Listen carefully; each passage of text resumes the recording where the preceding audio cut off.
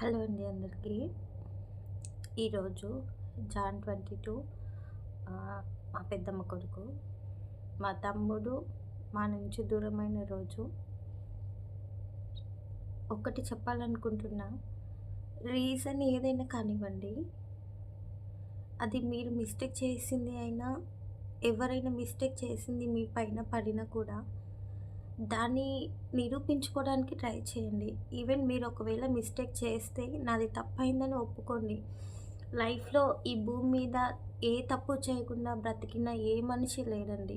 ప్రతి ఒక్క పర్సన్ ఎంత మంచి పర్సన్ అయినా ఏదో ఒక మిస్టేక్ చేస్తూనే ఉంటారు. లైఫ్ అంటేనే అది. ఆ మిస్టేక్ నుంచి మనం ఒకటి నేర్చుకోవాలి అంతే.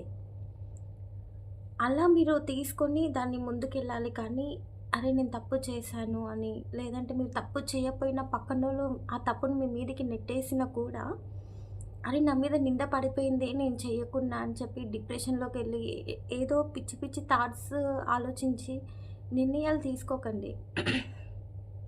అది పెద్దవాళ్ళైనా, చిన్నవాళ్ళైనా చెప్తున్నాను. నాకు తెలిసింది చెప్తున్నా. ఇది అనుభవంతో చెప్తున్నాను. అర్థం చేసుకోండి. మీ తప్పు చేసినా, ఒకరు మీ మీద తప్పు నెట్టేసినా కూడా దాన్ని నిరూపించుకోవడానికి ట్రై చేయండి. తప్పు చేస్తే క్షమించండి అని ఒప్పుకోండి. లేదు నా మీద నింద పడింది అని అనుకుంటే, ఇది తప్పు నేను చెయ్యలేదు, నా మీద నింద వేశారు, దాన్ని నిరూపించుకోవాల్సిన బాధ్యత నాకుంది. ఎందుకంటే నేను తప్పు చేయలేదు కాబట్టి నిరూపిస్తాను అనే అదొక్క నమ్మకంతో ముందుకెళ్ళి అది నిరూపించడానికి ట్రై చేయండి. అంతేకానీ చిన్న చిన్న వాటికి, ఈవెన్ పెద్ద మిస్టేక్ అయినా కూడా మీరు పెద్దగానే బాధపడుండొచ్చు దానివల్ల. కానీ మీరు చేసింది కాకపోయినా నా మీద నింద పడిపోయిందే ఎలా అని చెప్పి సూసైడ్ చేసుకోవడం ఇలాంటివి మాత్రం చేయకండి. ఎందుకంటే మీరు ఇంట్లో ఒక్క కొడుకున్నా, ఇద్దరు ముగ్గురు కొడుకులున్నా కానీ ఆ తల్లి ఎంతో కష్టపడి 9 నెలలు మోసి తన ప్రాణాలు లెక్క చేయకుండా జన్మనిస్తుంది. ఎవరో ఏదో అన్నారని చెప్పి కన్న తల్లికి అంత బాధ పెట్టకండి. బతికినన్ని రోజులు కడుపుకోవద్దనివ్వకండి. ఒక్కసారి ఆలోచించండి. మీ పేరెంట్స్ మీరు పుట్టినప్పటి నుంచి ఎంతో కష్టపడి ఎన్నో చేసుంటారు మీకోసం. అటువంటి మధ్యలో వచ్చిన వాళ్ళు ఎవరో ఏదో అన్నారని చెప్పి బాధపడి అదొక్క విషయంలో నిర్ణయం తీసుకొని కన్న తల్లిదండ్రులు కడుపుకోతనివ్వకండి. బతికినన్ని రోజులు అర్థం లేకుండా చేయకండి. అంటే మీ కోపానికి, మీ బాధకి కరెక్టే మీరు తీసుకుంటాను. కానీ అదే సమస్యకి పరిష్కారం అదే కాదు. దానికి అని ఆలోచించుకోండి. లైఫ్‌లో ఇంకా ఏదైనా ఆయన చేసిన మిస్టేక్ చచ్చిపోవాలనే ఆలోచనని మానుకోండి. నాకు తెలిసింది నేను చెప్పానండి.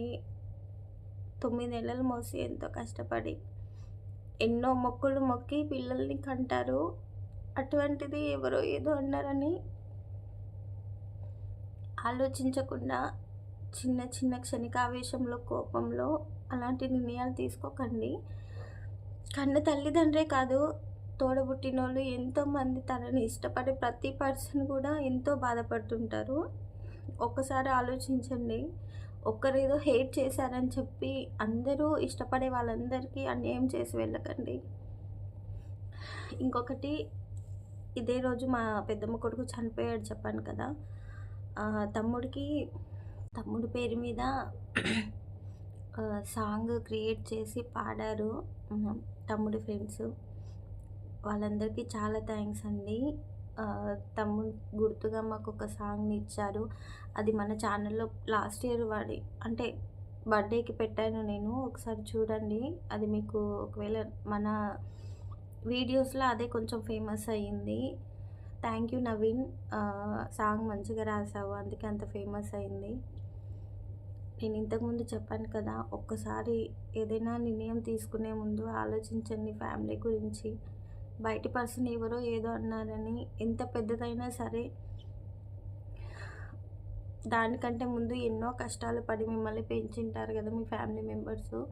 అవన్నీ గుర్తు చేసుకొని దాని ముందు ఇది కూడా దీని నుంచి నేను ఒకటి నేర్చుకోవాలి, అందుకే నాకు ఇలా జరిగింది అని పాజిటివ్‌గా ఆలోచించి ముందుకెళ్ళండి. తప్పుడు నిర్ణయాలు తీసుకొని తల్లిదండ్రులకి కడుపుకోతని మాత్రం ఇవ్వకండి. Thank you.